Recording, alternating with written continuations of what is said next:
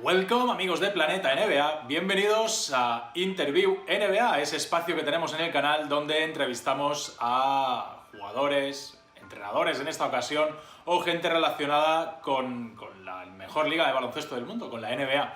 Hoy tenemos un invitado muy especial para nosotros, 5 años como jugador de la NBA, pero no es esa su faceta más conocida, sino es los 27 años como entrenador de alguna de las franquicias de la Liga y sus 2 años como entrenador del Real Madrid. Tenemos a un absoluto Hall of Famer, todavía no lo es, pero seguro que en algún momento, antes o después, acaba siéndolo.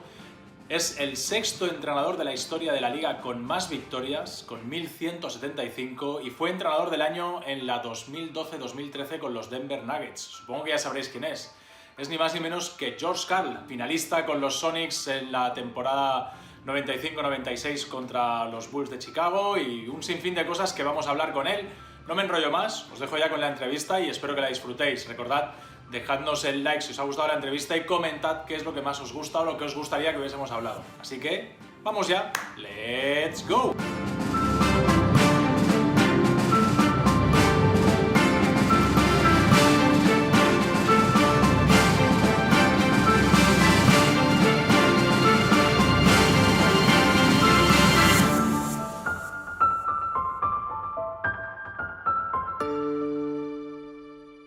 Pues hoy tenemos el honor de tener con nosotros ni más ni menos que a George Karl. Bienvenido, George. Good morning. It's good morning here, good afternoon there. Yeah, a little bit.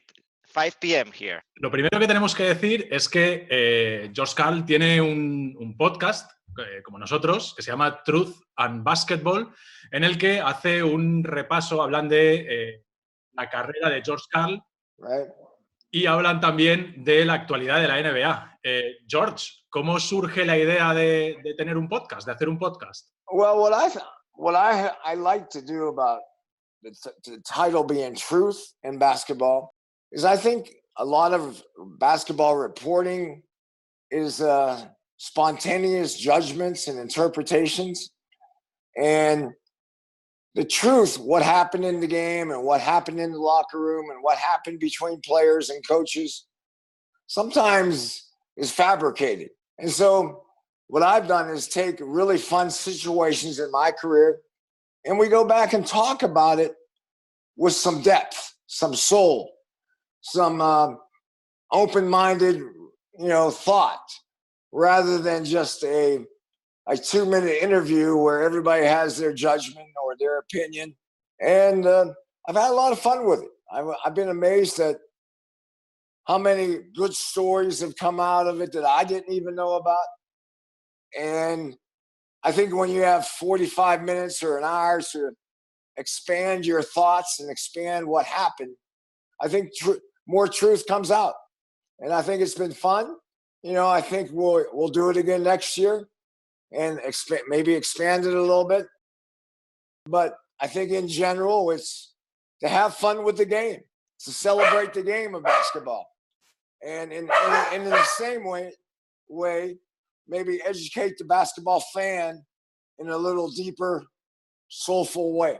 Desde la distancia, la sensación puede ser que un entrenador de tu prestigio, ahora sin equipo, pues tiene una vida tranquila, hace una vida familiar sin mucho estrés. ¿Es así? ¿Tienes una vida tranquila? Cuando los perros te dejan, ¿tienes una vida tranquila o haces muchas más cosas aparte del podcast? Well, I have a lot of friends still coaching. A lot of my assistant coaches, Nate McMillan and Dwayne Casey and Terry Stotts and my son. So I spend a lot of time mentoring them. I get to go to the gym. Guys come into Denver, and we go to lunch. Or I go to their practice or something like that.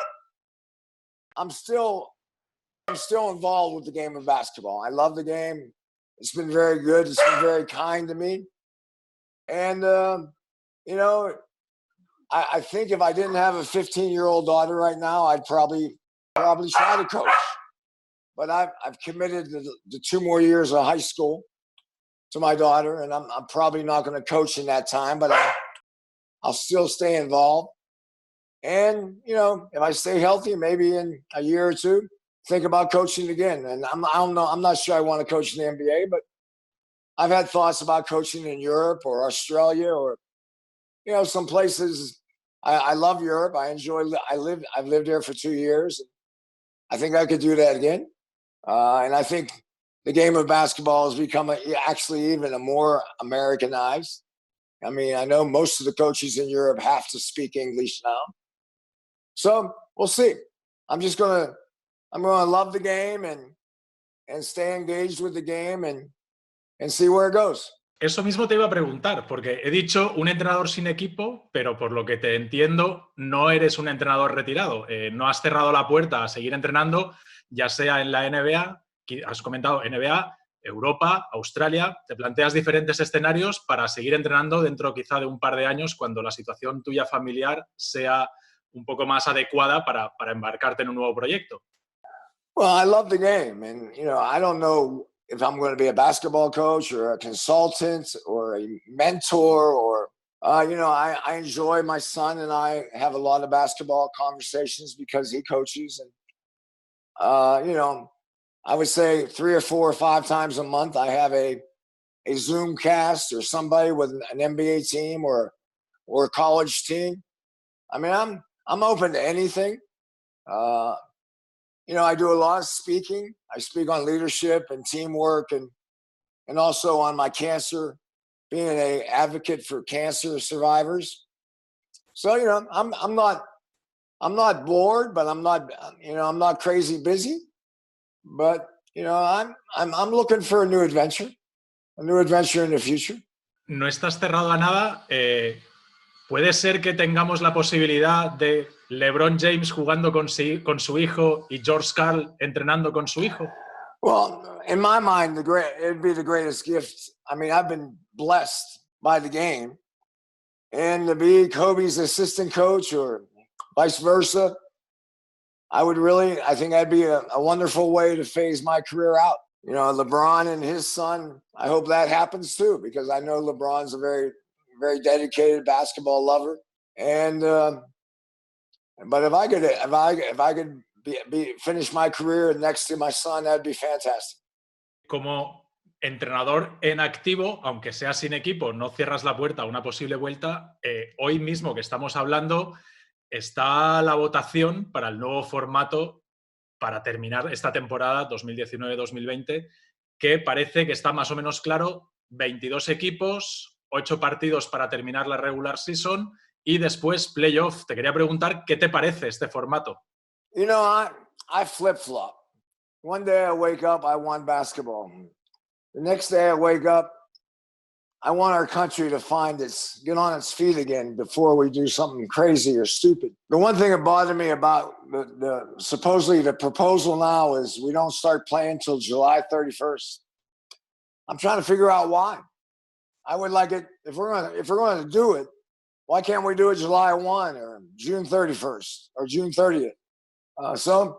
I think playing basketball in September and October is going to be different, but it's still basketball. It's still something we love to watch.